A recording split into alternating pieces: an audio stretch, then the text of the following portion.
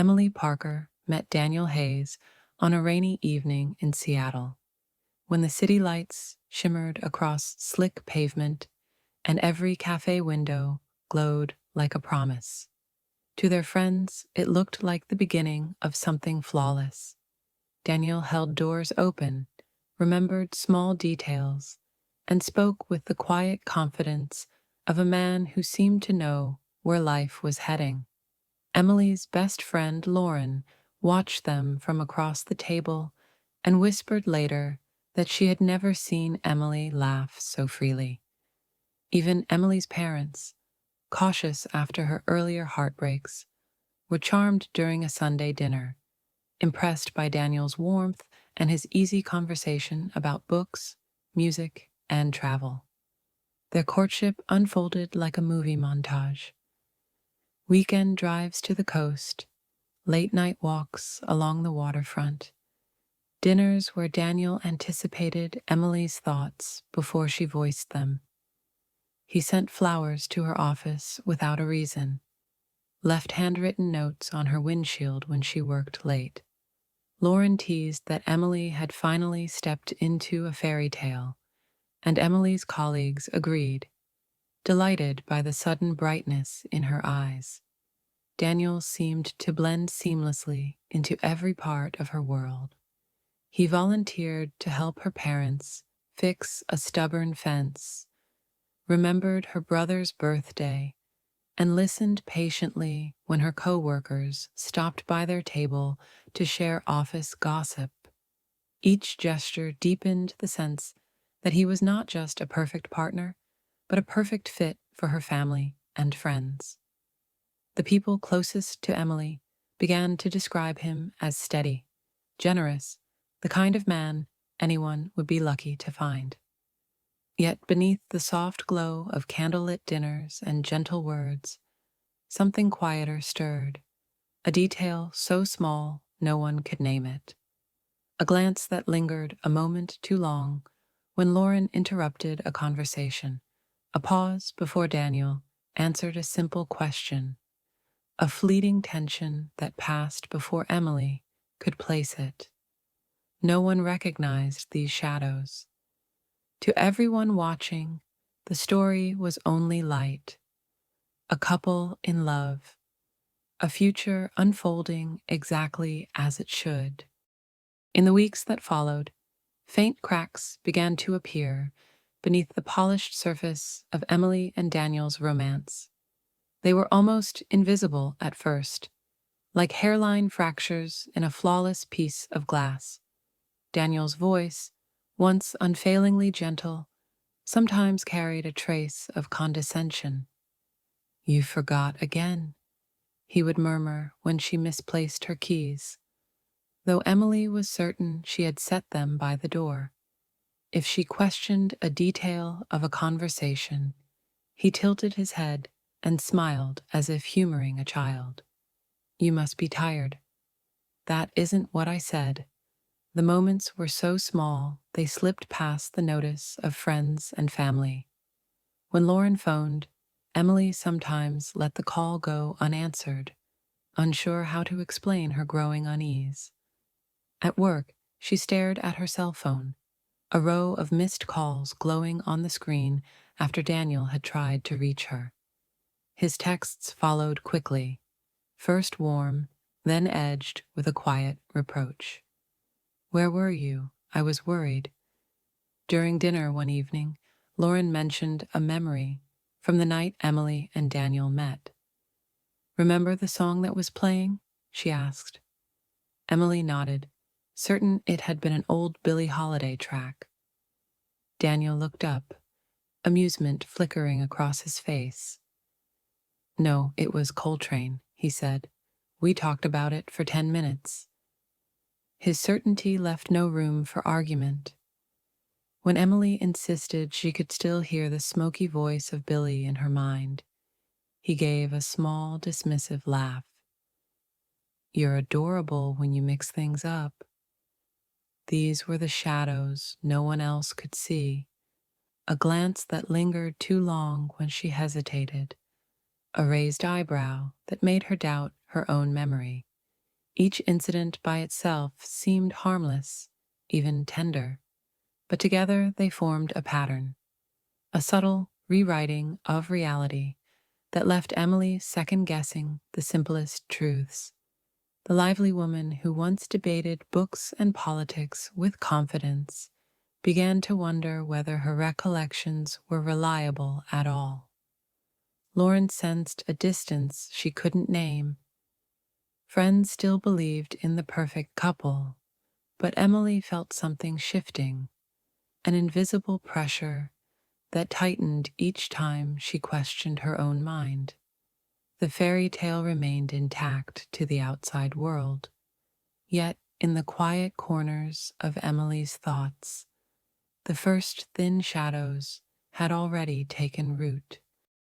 As the months slipped by, the quiet doubts that once flickered at the edges of Emily's thoughts began to harden into habit. What had started as the occasional missed call from a friend turned into entire weekends when her phone stayed silent. At first, she told herself it was coincidence, busy schedules, bad timing. Yet each time Lauren suggested meeting for coffee, Daniel had a reason to discourage it. "You've been exhausted lately," he would say, with gentle concern. "Why push yourself with more social plans?" He phrased it as care, and Emily, already weary from the undercurrent of second-guessing, found it easier to agree. Family dinners became rare. When her mother invited her to a Sunday brunch, Daniel casually mentioned that he had planned a special day for just the two of them. "We hardly get enough time together," he said, and the way he smiled made it sound like a gift. Emily sent a polite text to her parents, promising to visit soon, but the visit never came. Little by little, her calendar emptied. Group chats that once buzzed with late-night jokes grew quiet, until she realized she was the only one who hadn't replied for weeks. Friends began to assume she was busy or simply uninterested. Some stopped reaching out altogether. When Lauren finally left a message asking if everything was okay, Emily stared at the screen, thumb hovering, unsure how to explain the fog that had settled over her life. Even the spaces of her own apartment seemed to contract. The lively woman who once filled evenings with music and impromptu dinners now moved from room to room in near silence, waiting for the sound of Daniel's key in the door. His voice, calm, certain, and always the final word, became the steady rhythm of her days. The city outside went on pulsing with life, but from her window it felt distant, like a world behind glass. Emily could not pinpoint the moment when her vibrant circle of family and friends faded into the background. It happened like dusk settling after sunset, gradual, inevitable, until darkness was simply there. Her world had narrowed to a single apartment, a single presence, a single truth, his. The quiet withdrawal of Emily's world eventually gave way to a tension she could no longer ignore. Small disagreements with Daniel began to surface, each one sharper than the last. What once passed as playful correction now came edged with impatience. If she questioned a plan or offered a different memory of an event, his voice hardened. "You're imagining things again," he would say, a trace of irritation breaking through the charm that had once disarmed her. Nights grew heavy with silence. Emily found herself rehearsing conversations in her head, afraid of saying the wrong word. The apartment that had felt like a private refuge now carried a faint hum of menace, a pressure that thickened the air whenever Daniel's footsteps echoed down the hallway.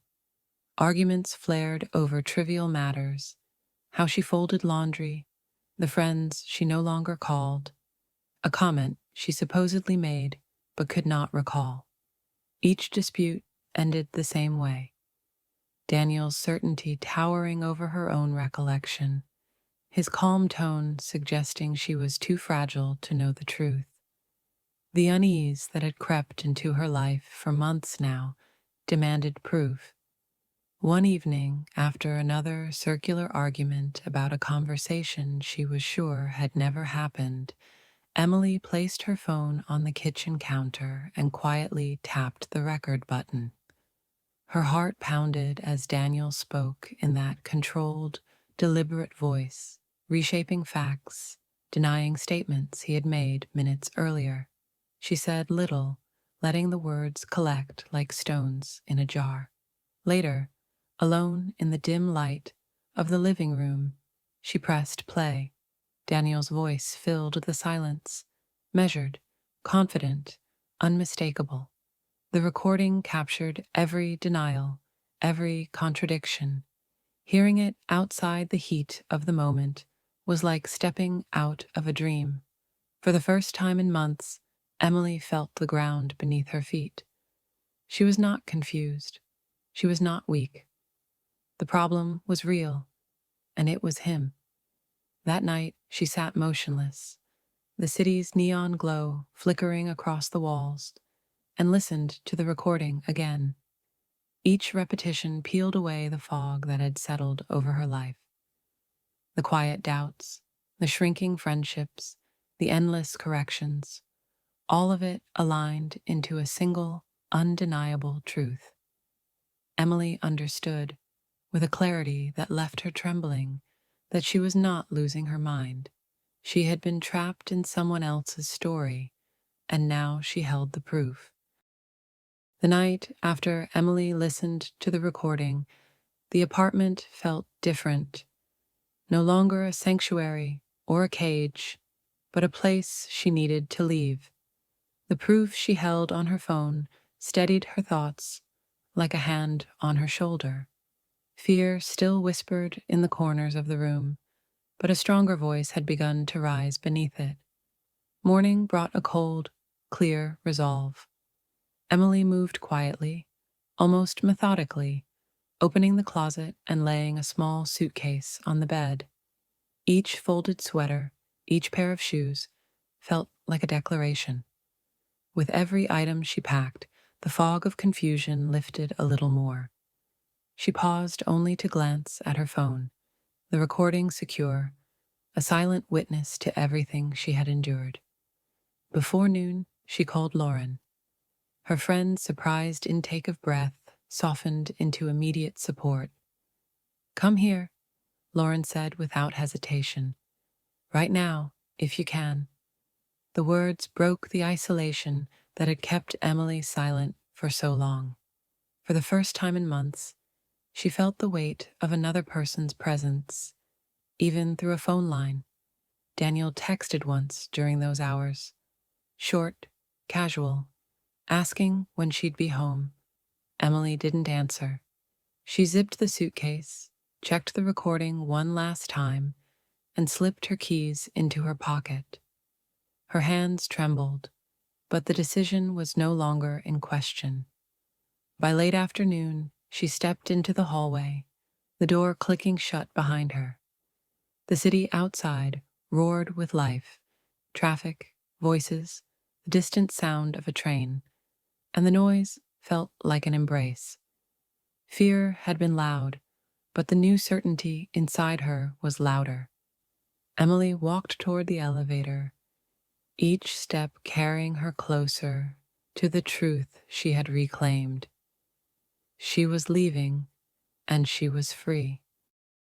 Weeks turned into months, and the life Emily began to rebuild bore little resemblance to the quiet confinement she had left behind. At first, the days felt weightless and strange, as if she were learning to breathe in a different atmosphere. She moved in with Lauren temporarily, the small guest room filled with morning light that spilled across pale yellow walls, a gentle contrast to the dim, controlled spaces she had known. Therapy became her anchor. Twice a week, she sat across from Dr. Hayes, a calm woman with kind eyes who asked questions that opened doors Emily had kept locked. Together, they named the patterns of manipulation, unwrapped the knots of self-doubt, and slowly replaced them with the language of trust. Each session left her both raw and steadier, as if the truth itself was stitching her back together. Outside the therapist's office, Emily discovered the quiet power of movement. She began long walks through Green Lake Park, where the path curved around still water and the air carried the scent of pine. At first, she counted steps, her breath sharp with leftover tension. Over time, she let the rhythm of her strides replace the echo of Daniel's voice. Sunlight on the water became a kind of medicine, softening edges she hadn't realized were sharp. Small joys returned like old friends.